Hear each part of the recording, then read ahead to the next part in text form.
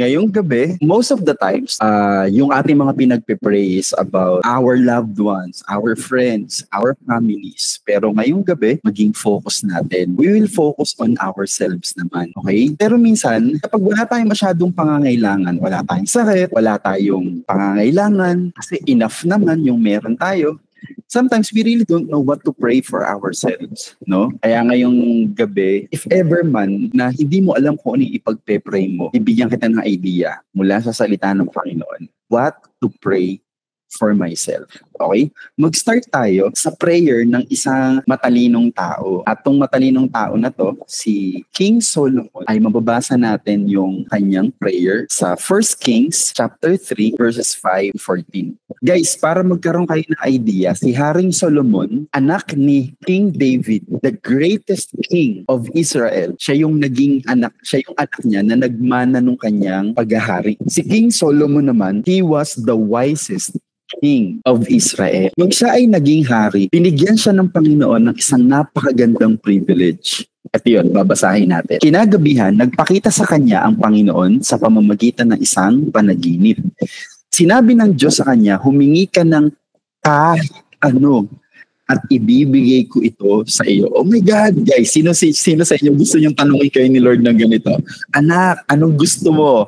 Kahit ano, ibibigay ko sa iyo. Grabe, no? Napakaganda ng privilege na binigay ng Diyos kay King Solomon. Guys, kahit si King Solomon to, sana ma-realize ninyo na this God talking to King Solomon is the same God talking to us now. Okay? Siya rin yung Diyos na kumakausap sa atin ngayon at nakikinig sa mga prayers natin. Verse 6, sumagot si Solomon, nagpakita po kayo ng malaking kabutihan sa aking amang si David na inyong lingkod dahil matapat siya sa inyo at matuwid ang kanyang pamumuhay. Patuloy niyo pong ipakita sa kanya ang inyong malaking kabutihan sa pamamagitan ng pagbibigay sa kanya ng isang anak na siya pong pumalit sa kanya bilang hari ngayon. Panginoon na aking Diyos, ako na inyong lingkod ang ipinalit ninyo sa ama kong si David bilang hari.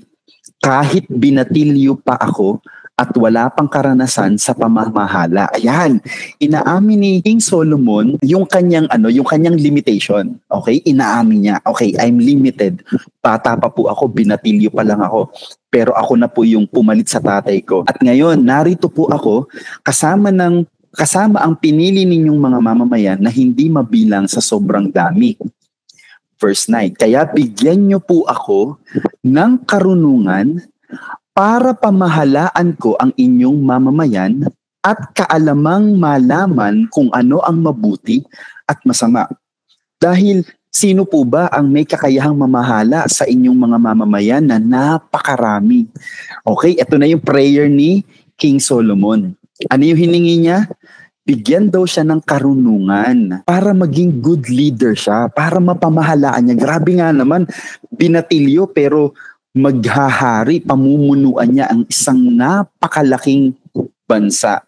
Tingnan nyo guys, verse 10, natuwa ang Panginoon sa hiningi ni Solomon. Verse 11, kaya sinabi ng Diyos sa kanya, dahil humingi ka ng kaalaman na mapamahalaan ng aking mga mamamayan at hindi ka humingi ng mahabang buhay o kayamanan o kamatayan ng iyong mga kaaway ito guys ito natuwa si Lord sa prayer ni King Solomon. Why? Kasi ine-expect pala ng Panginoon kapag merong ganitong privilege, o sige, anong gusto mo? Hingin mo lahat ng gusto mo, ibibigay ko. Nag-e-expect ang Panginoon na ang hihilingin ng taong yun ay lahat ng benefit niya sa pangsarili niyang kapakanan, no?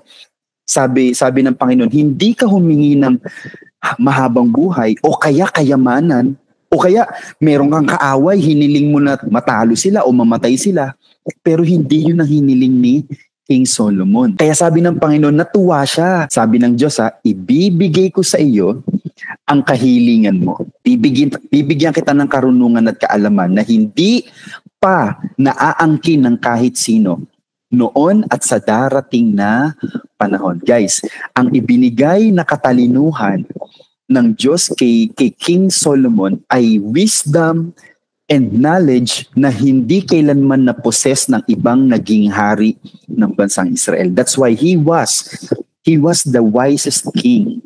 Verse 13. Guys, tignan nyo bibigyan din kita ng hindi mo hiningi yung kayamanan, karangalan, para walang hari na makapantay sa iyo sa buong buhay mo. Guys, King Solomon was talking not to a genie, not to a fairy tale character. He was talking to the creator of the earth. He was talking to the one who loves us, the one who answers our prayers.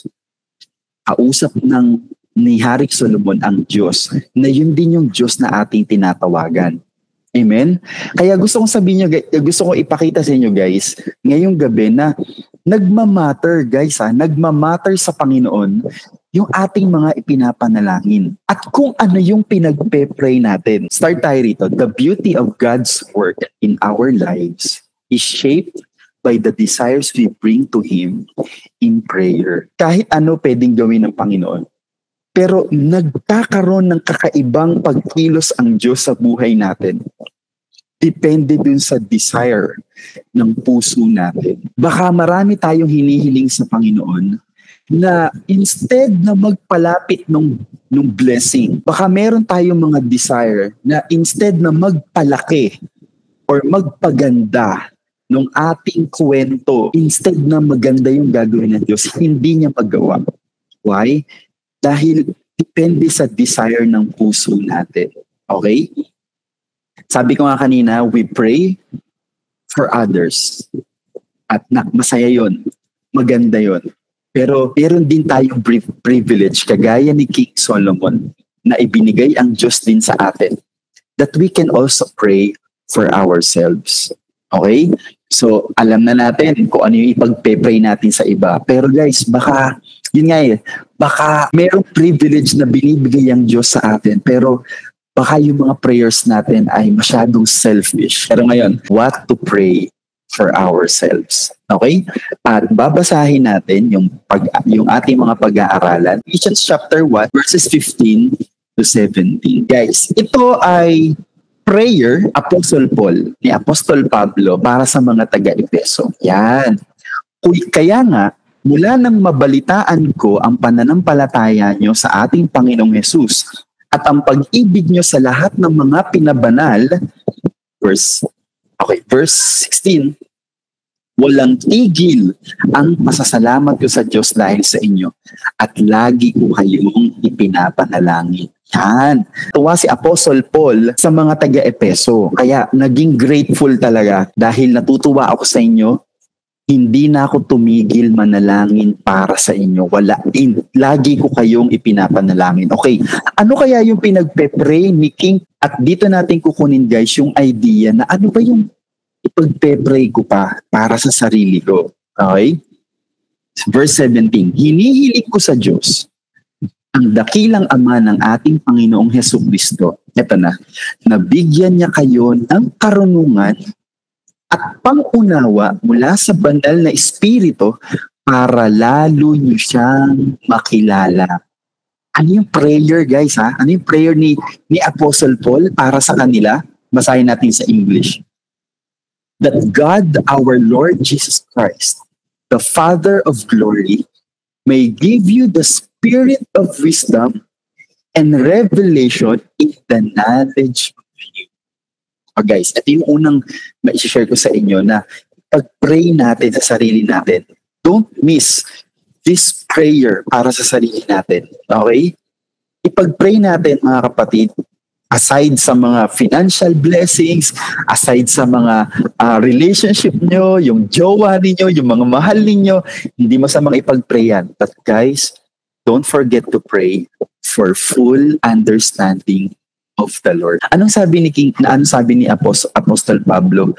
Hinihiling ko na magkaroon kayo ng kaunawaan at ng karunungan para mas makilala nyo pa ang Panginoon.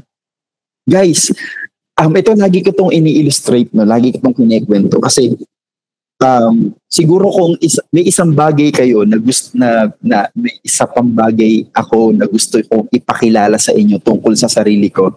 Mahilig akong tumingala, mahilig akong mag-stargazing. Yun nga guys, addict akong tumingala sa kalawakan, lalo na kapag gabi na. Ay naa-amaze ako guys kasi imagine niyo, there are billions of stars, baka nga trillions pa ang stars na nandun sa kalawakan. Pero imagine niyo, hindi sila nagbubungguan. Hindi sila nagbubuan. They have enough space between them. Kaya nga kalawakan, imagine niyo na gaano kalaki yun? Dahil yung kalawakan na sobrang laki. Pero guys, lahat ng yun, hawak lang ng Diyos sa kanyang kamay. Lahat yun nakikita ng Diyos. Ibig sabihin, gaano kalaki yan Diyos? Kaya nga guys, hindi pa sapat talaga na masabi nating, Lord, tumawag lang tayo ng Lord. Tapos, yun na yun. Na naiintindihan na natin at nauunawaan na natin ng Diyos. Hindi Guys, kung meron tayong pagkakakilala sa Panginoon, kung meron tayong pagkaunawa sa Panginoon, ako po, hindi ko alam kung gaano yung kaliit kumpara sa kung sino talaga ang Diyos. Amen? Kaya ang prayer ni Apostle Paul sa mga taga-Epeso na sana maging prayer din natin, Lord, gusto pa kitang makilala. Sana wag kayong magkaroon ng version ni Jesus Christ, na version ni Kuya Rael. Dapat si Jesus na version mismo natin. Amen. Sabi doon sa binasa natin, no, magkaroon daw tayo ng revelation. Sa ibang salin, guys, it's understanding. Sa Tagalog, pangunawa. At sabi pa doon, pangalawa, magkaroon daw tayo ng wisdom o karunungan tungkol sa Panginoon. Hindi siya yung pagkising natin, kilala na natin ang Panginoon, lahat na ng bagay tungkol sa Kanya, alam na natin. We need revelation. We need wisdom para maintindihan natin ang Panginoon. It refers, guys, to the ability to comprehend or grasp concepts, situations, or ideas. Yan yung understanding. Mag-grasp. Alam mo yun, yung parang magsaboy ka dyan. Halimbawa, meron akong, kung may imagine nyo guys, meron akong hawak na kunwari, meron akong hawak na confetti. Ihahagis ko siya. Aba, ang hirap na yung kunin, di ba? Pero yun yung understanding. Yung understanding, you have the ability to grasp. Yung kahit magulo yan, pero di makukuha ka doon. Ang Panginoon, complicated siya guys. Why? Kasi hindi naman siya kagaya nating mga tao. He is spirit. Pero kapag meron tayong revelation, kahit parang complicated yan, magkakaroon tayo ng pangunawa.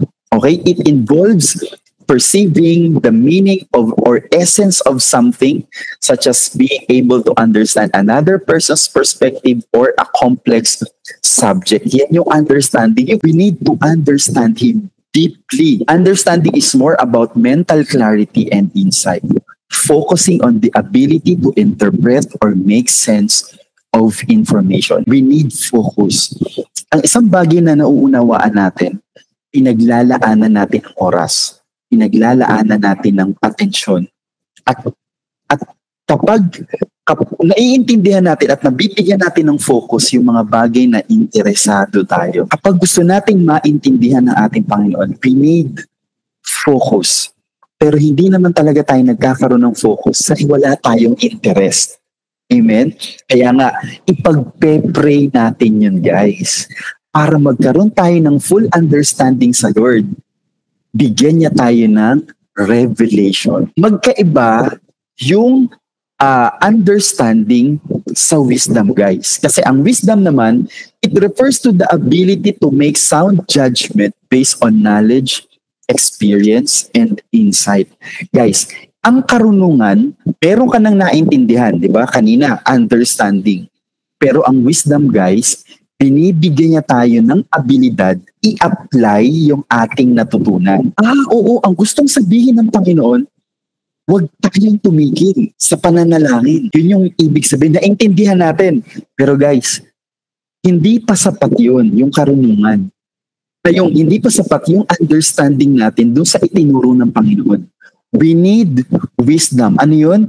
Para i-apply natin. It involves applying knowledge in practical ways. Ang wisdom, Okay, palagi pala mag-pray. Tapos, hindi ka naman nakakapag-pray. Okay, yung wisdom guys na ipinagpe-pray talaga natin para sa sarili natin dapat.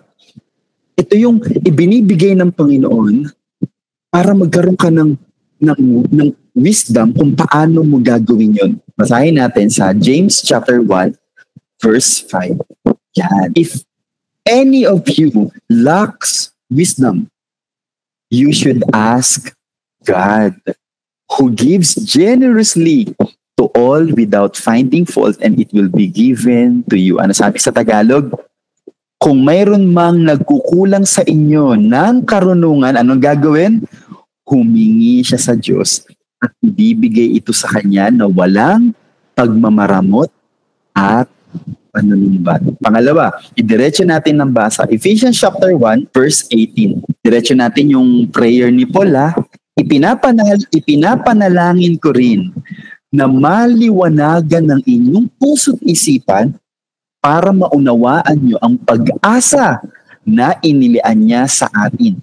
Ang napakahalaga at napakasaganang pagpapala na ipinangako niya sa mga pinabanal. Okay, babasahin natin sa NIV para mas maintindihan natin. I pray that the eyes of your heart may be enlightened in order that you may know the hope, pag-asa, to which He has called you, the riches of His glorious inheritance in His holy people. Para maintindihan nyo guys, ang hinihiling ni Paul para sa mga taga-Ephesians na ito rin yung sinasabi ko guys na ipag-pray natin sa Panginoon, no?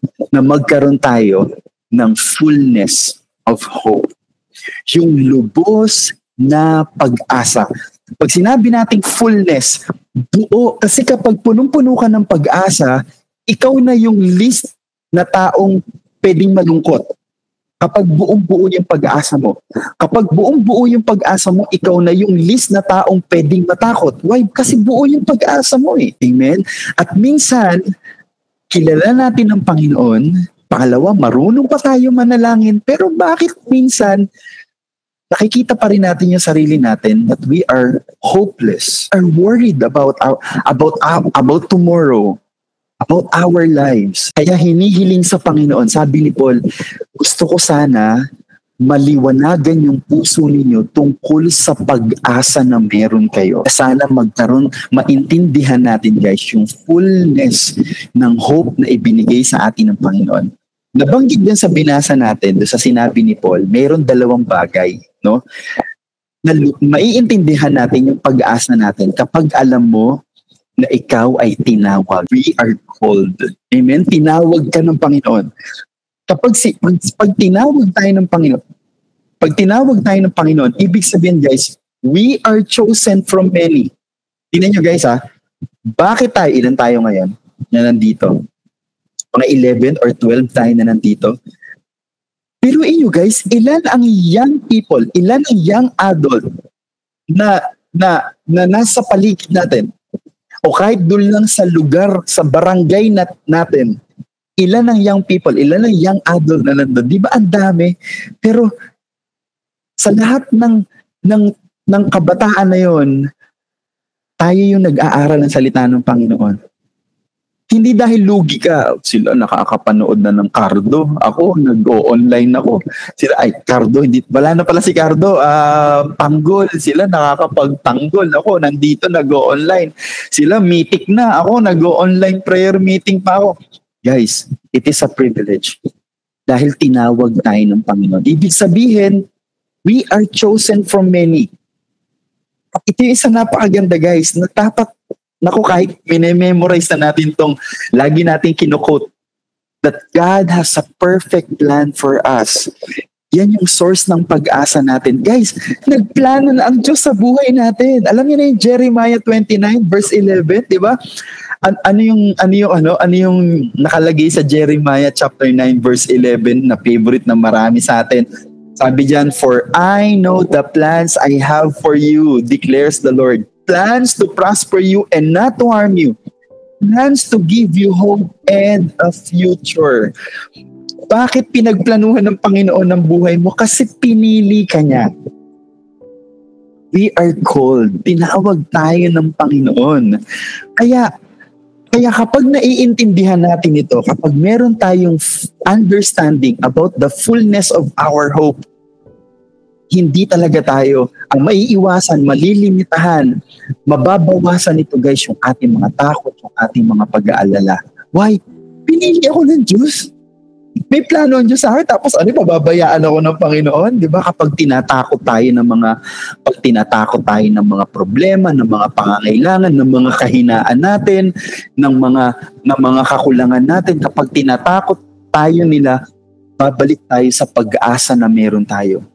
Wait lang, pinili kaya ako ng Diyos? Yung lumikha ng langit at lupa, siya ang pumili sa akin. Hoy, siya ang nagpaplano ng buhay ko. Bakit ako nag-aalala? And we need to have that fullness of hope, guys. Hay, naho, ang laki-laki ng Diyos natin kumpara dyan sa mga kinakatakutan natin. Pero kailangan nga natin ipag-pray sa sarili natin. Lord, let me understand the fullness of my hope na galing sa Panginoon. Isa pa guys, para malubos yung ating pag-asa sa Panginoon. Hindi lang tayo tinawag, we are also heirs ng ating Panginoon. Tagapagmana tayo.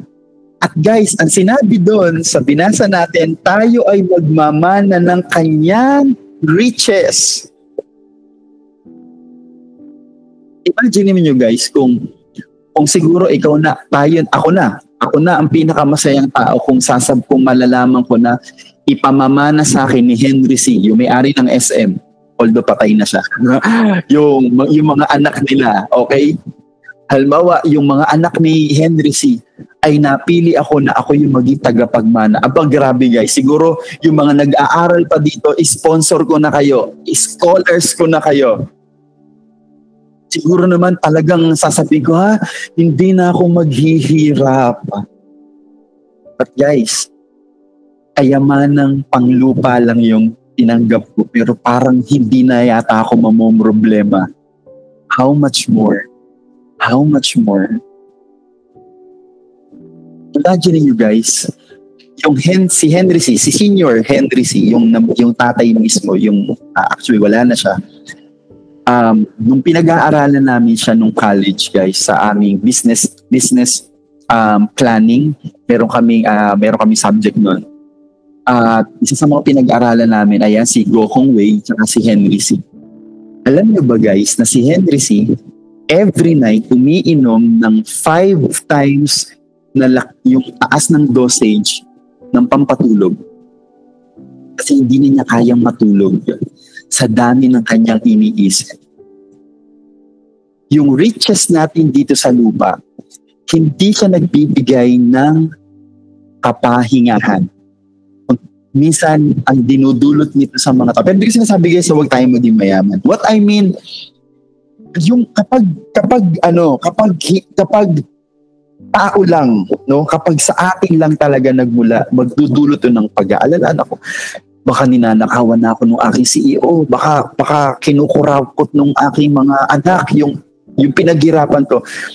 Hindi natin alam kung ano yung nangyari. Pero guys, tingnan nyo hindi tayo tagapagmana ni Henry C. o ni Go Kong Wei. Si Go Kong Wei naman ang may-ari ng Robinsons. Kaya magkaaway yan. Hindi naman sa magkaaway, as in magkakompetensya sa negosyo kasi Robinsons and SM. Hindi tayo tagapagmana nila. Ang tagapagmana natin, yung may-ari sa kanilang dalawa. Amen? Yun tayo guys, sa paningin ng Panginoon, we are heirs. At yung riches natin, hindi panlupa lang, panglangit, pangwalang hanggan.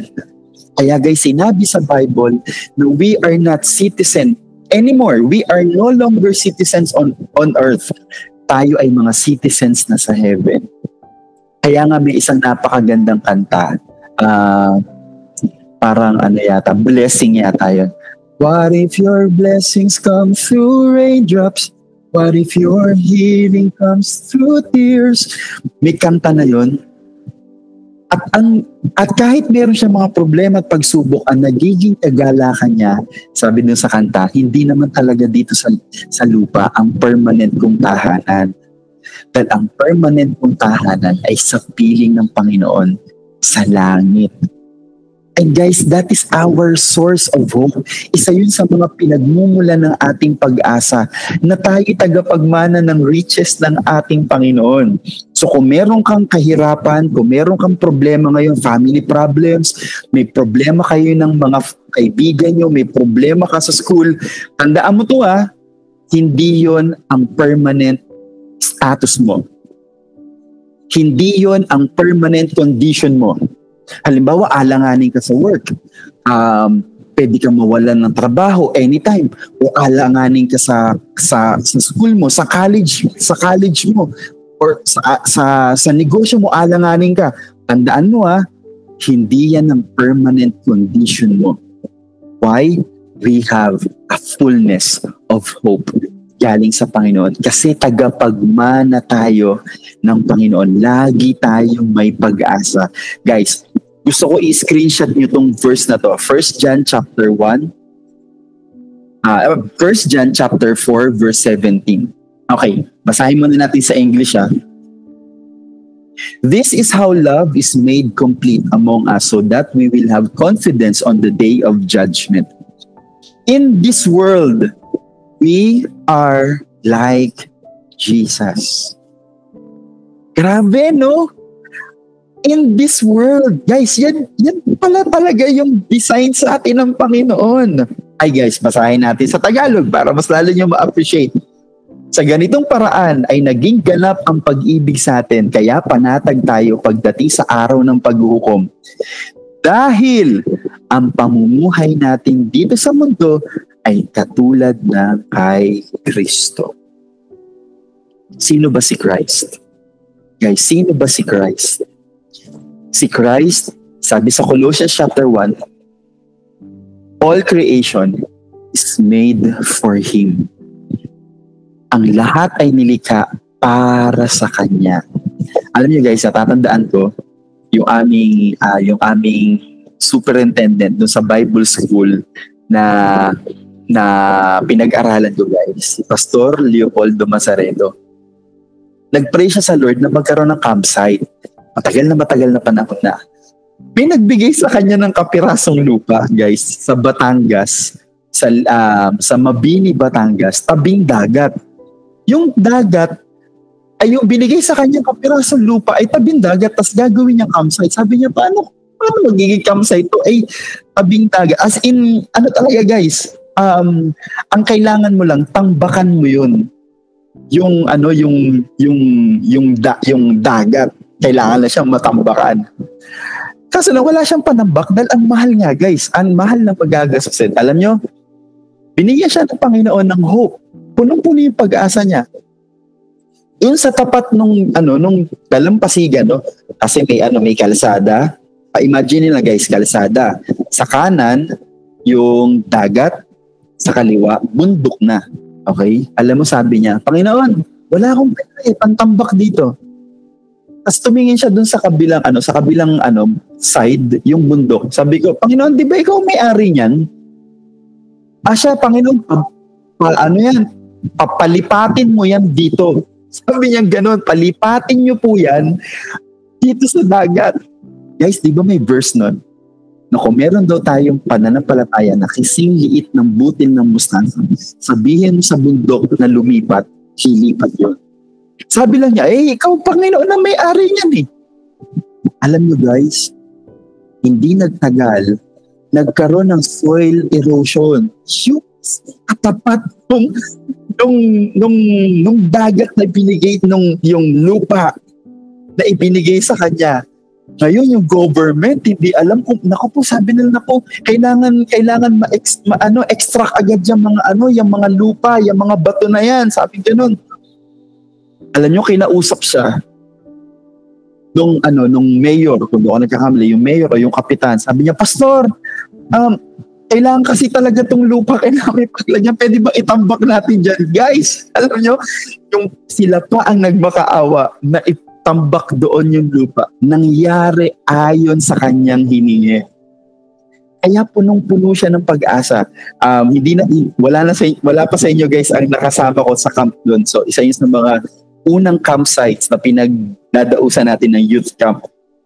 Tabing dagat yun. Kaya isa yun sa mga favorite noon na pagiging campsite dahil nga tabing dagat. Nakasama po yata ako doon, Pastor. Ay, dyan pala si JJ. Ayun, nakarating sila doon. At yun yung patotoo nun, guys. Kayang gumawa ng ating Panginoon. And we are heirs ng riches ng ating Panginoon. Kaya we can live like Jesus. Tama, Gabs. Yeah, remember. Doon tayo. Yun yung patotoo nung campsite na yun. Kaya guys, if we just know God, mas makikilala natin ang Panginoon. Pray for ourselves. Ipag-pray natin sa Panginoon na, Lord, maintindihan ko yung fullness ng pag-asa na inihanda mo sa amin. Remember, we are called and we are heirs ng ating Panginoon. Punta tayo sa pangatlo natin. Last na to, guys. Pangatlong bagay na ipinanalangin ni Apostol Pablo sa mga taga-Epeso, no? Na gagawin din natin, ipag-pray din natin sa ating mga sarili. Ephesians chapter 1, verse 9. Diretso natin. Ipinapanalangin ko rin na malaman nyo ang napakadakilang kapangyarihan ng Diyos para sa ating mga sumasampalataya sa Kanya. Ang kapangyarihan ding ito ang ginamit niya upang buhayin niyang muli si Kristo at nang paupuin sa kanyang kanan sa langit. Okay guys, ipinapanalangin ko rin malaman nyo ang napakadakilang kapangyarihan ng Diyos para sa ating mga sumasampalataya. Amen? Sabi sa English, and what is the exceeding greatness of His power toward us who believe according to the working of His mighty power. Guys, ano yung isa pa na gusto kong sabihin sa inyo na ipag-pray natin para sa sarili natin? Ma-experience natin ang power ng Diyos.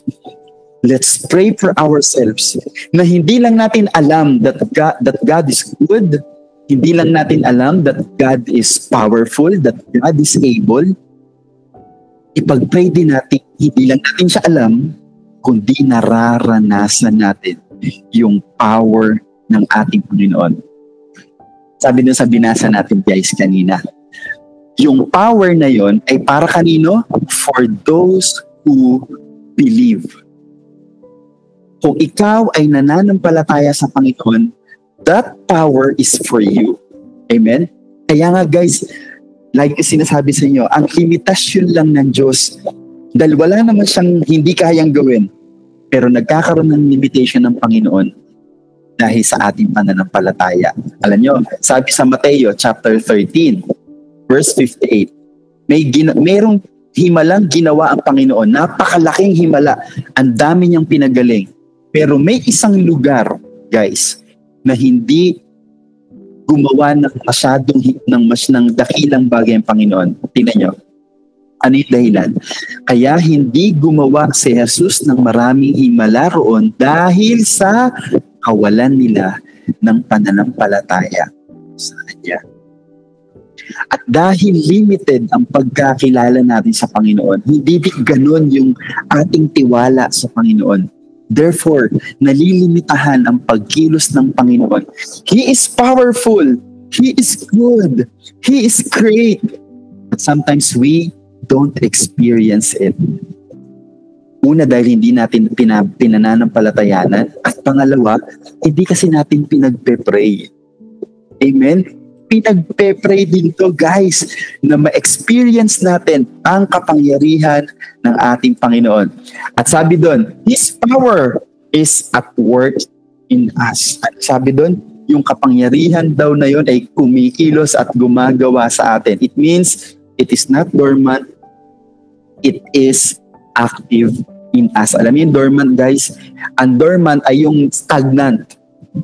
Normally, ginagamit to sa bangko kapag meron kang bank account, tapos yung bank account mo ay ang tagal-tagal na, walang deposit, walang withdrawal. Wala, 2 years na yan, guys, magiging dormant na yan. Ibig sabihin, talagang titigil na yan. Hindi na yan tutubo ng interest kasi hindi gumagalaw. Guys, ang power ng Panginoon, nung namatay si Jesus Christ, hindi na natili sa libingan yung power ng Panginoon kasi nabuhay magmuli ang Panginoon. And that is proof that His power, His work, His power, His strength is at work in us. Kasi ano doon yung power na bumuhay kay Jesus Christ mula sa kamatayan, the same power that is working in us. Sabi sa Ephesians chapter 3, verse 20. Purihin natin ang Diyos na makagagawa ng higit pa sa hinihingi o inaasahan natin sa pamamagitan ng kapangyarihan niyang kumikilos sa atin. Sabi sa English, now to Him who is able to do immeasurably more than all we ask or imagine, according to His power that is at work within us. Guys, nais kong mag-testify sa inyo dun sa remember guys na 2 months ago, no, ay binigyan ako ng Lord ng word na ako ay mag-resign sa trabaho. So ang pag-resign ko sa trabaho is a major decision. Why? Wala akong ibang inaasahan. Ang aasahan ko lang ay ang Panginoon. Okay? Ang Panginoon lang ang aasahan ko. At sarili ko, 'di ba? At yung work ko, kaya lagi ako may work kasi yun yung bread and butter ko. Doon ako mabubuhay. Yun ang livelihood ko.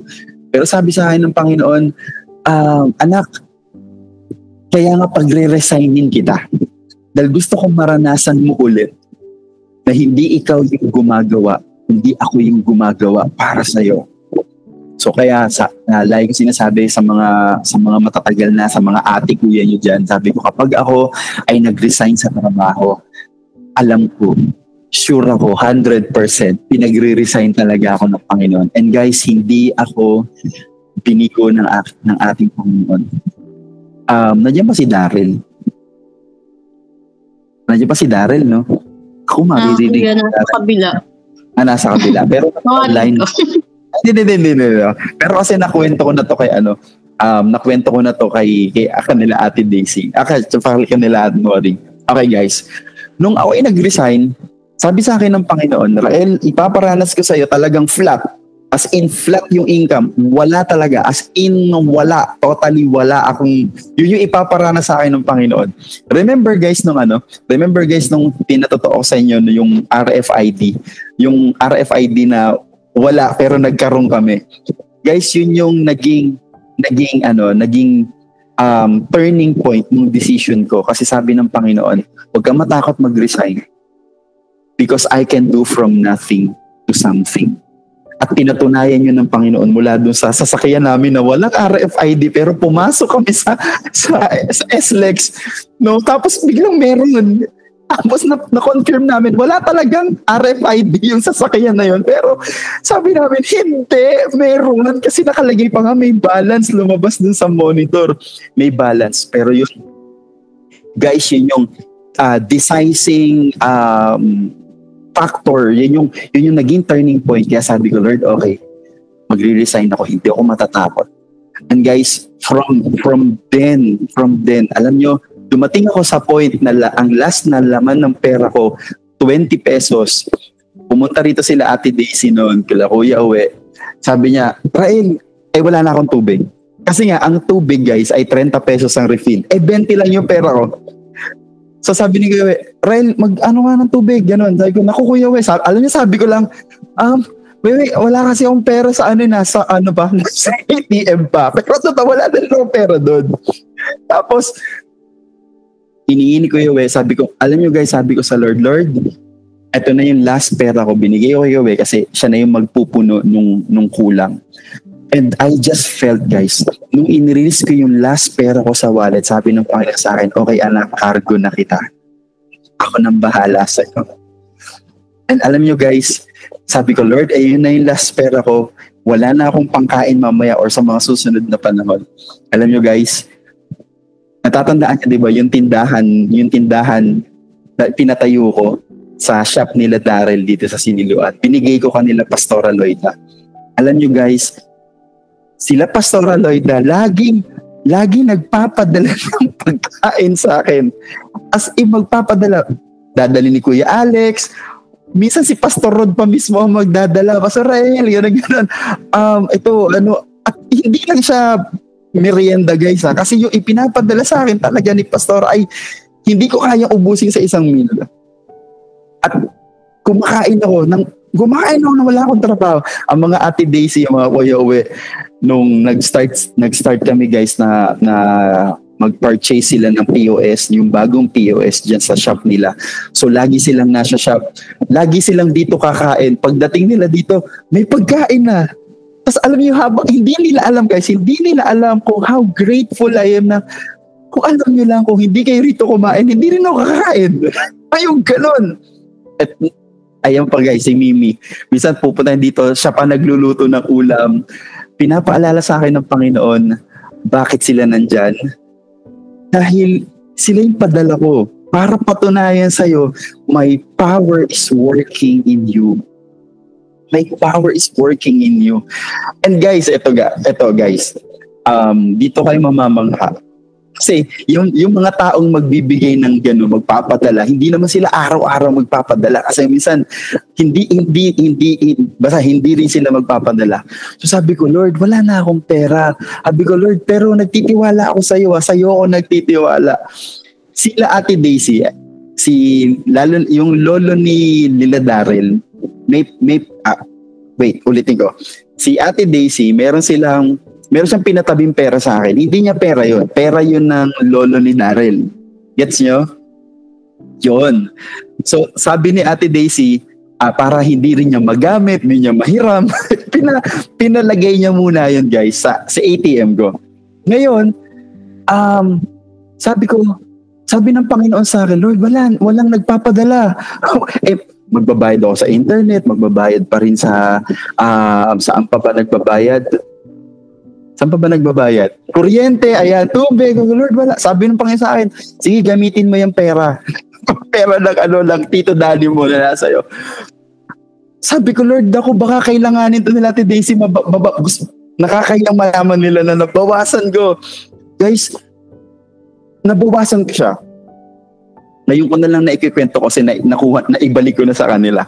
Hindi nila alam na nababawasan ko at yun yung nagpupuno sa akin ng aking na aking pangangailangan. Guys, sabi ko talaga sa Lord, wag po sanang kunin nila Ate Daisy. Kasi kulang. Hindi ko siya maibibigay ng buo. Kaya minsan pag nag-uusap ko ng Ate Daisy, parang pag nag-uusap sila, parang kulang yung ating pang yung ating sa cheque, gano'n. Guys, para lihim ako pinagpapawisan ng malagkit kasi baka kunin ng buo. Hindi siya buo kasi nga nabawasan ko. Sabi ko lang, Lord, huwag niyo po pahintulutang kukunin nila nang hindi ko pala pupunuan.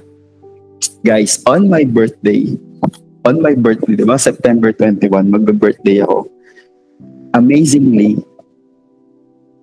people from afar, ang daming tao ang biniles ako, mga kapatid.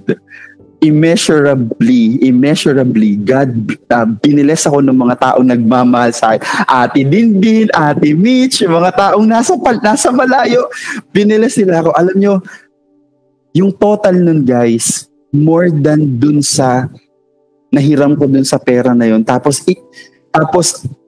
ilang weeks or ilang days guys, after nun, sabi ni Ate Daisy, Lord, i-transfer mo na kay Daryl yung pera ng ama at hinahanap na sa akin. Sabi ko, yes, ita-transfer ko with confidence kasi ibabalik ko siya ng buo dahil pinrovide ni Lord yung aking mga pangangailangan.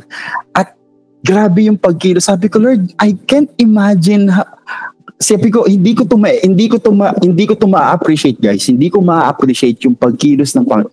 Hindi ko sinasabi guys na gamitin yung mga pera pinahiram sa inyo. Unique lang yun sa akin.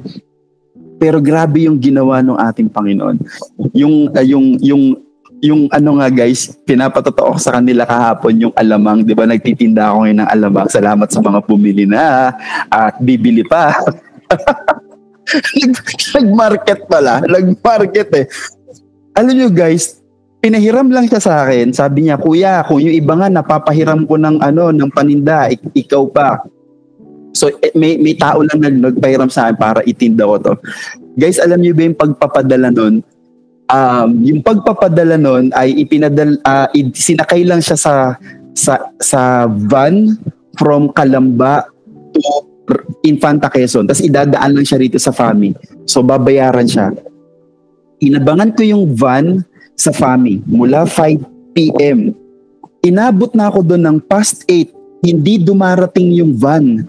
Yung pala yung van ay nalimutang ibaba yung paninda sa FAMI. Nagdire-diretso sa Infanta. Sabi niya, sir, ibabalik ko na lang po pag sa biyahe ko kinabukasan. Hiyang-hiya siya sa akin kasi nga ang tagal ko nag-aantay guys sa FAMI. Dito kayo mamamangha guys. Nung nakuha ko na yung paninda, hindi kami nagkita kasi ipinadala lang din niya dun sa isa niyang may van din. Sabi ko, sir, nakuha ko na po yung alamang. Sabi ko, yung alamang, tama, nakuha ko na po. Sabi ko, sir, paano po yung bayad? Sabi ko, guys, makinig kayo sa akin 200 na lang ang laman ng Gcash ko. 200 lang yung laman ng Gcash ko. Sabi nung driver, sir, 300 kasi yan. Kung napagano na ako, napalunok ako agad. Pero alam niyo, sabi niya, pero sir, dahil naabala ko kayo, kasi nga, nalimutan ko, 200 na lang po. Ganun. Alam niyo guys, nung pagkasabi niya sa akin, 200 na lang, sabi ko, grabe ka talaga, Panginoon. You are so amazing. You are so powerful. Kaya pala siya lumagpas. Kaya nalimutan niya guys para sakto lang yung kaya kong ibigay sa kanya. Yung laman ng Gcash ko, yun lang yung isasend ko sa kanya. Grabe, yes, I waited for some hours, pero sulit yung pag-aantay niyo. Naranasan ko yung pagkilos ng ating Panginoon. Guys, your God is powerful. Our God is powerful. Our God is limitless. Wala siyang hindi kayang gawin. Kaya if ever you are fearful, if ever you are hopeless, guys, pray for yourself. Ipag-pray natin sa Panginoon itong tatlong bagay na to. Lord, gusto kitang mas makilala pa. Give me understanding. Lord, gusto ko, Panginoon, na mas maintindihan ko pa yung pag-asa ng mga anak ng Diyos. At Lord, gusto ko pong maranasan ang kapangyarihan ninyo. Amen, guys. Guys, again, kagaya ni King Solomon, hindi siya nag-pray ng karangyaan. Hindi siya nag-pray ng alunin yung mga kalaban niya, patayin yung mga kalaban niya. Ang hiniling niya, Lord, give me wisdom. Give me knowledge. Pero dahil natuwa ang Panginoon sa kanyang prayer, ibinigay ng Diyos more than sa mga hiningi niya.